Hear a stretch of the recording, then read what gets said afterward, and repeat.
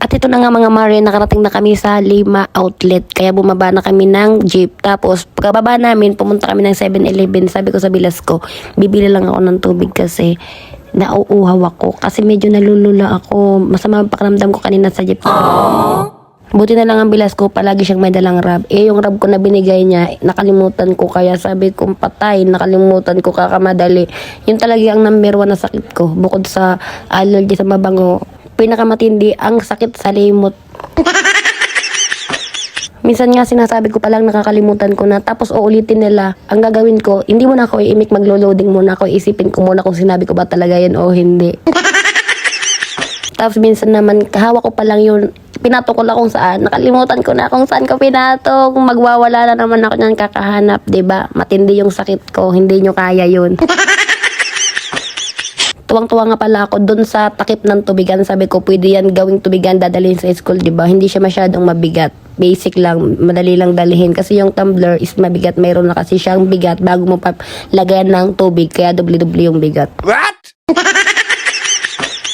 Kanya-kanya na nga pala sila diyang bilihan ng pagkain ng mga anak-anak nila. So ako wala akong dalang anak, kaya nakatingin lang ako. Nakatipid pero malungkot. Iba rin pala kapag nagagala ka na may kasama kang anak.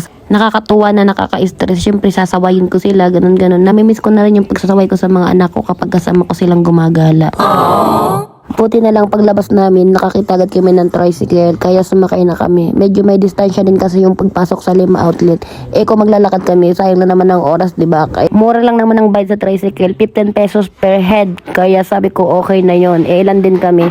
Pagpasok namin, nakakita pala agad kami ng nag-sale. Ano siya, buy one take one. 3,500, dalawang sapatos, dalawang chanelas. Pero sabi ko, titingin muna kami sa iba. Pero okay naman yung quality niya. Dahil nga ang habol ko is Nike, kaya sabi ko, titingin ako sa Nike. Kung wala akong magustuhan, babalik kami, diba? Umikot-ikot muna kami dyan kasi yung mga kasama ko, tumitingin-tingin din sila. Syempre, window shopping.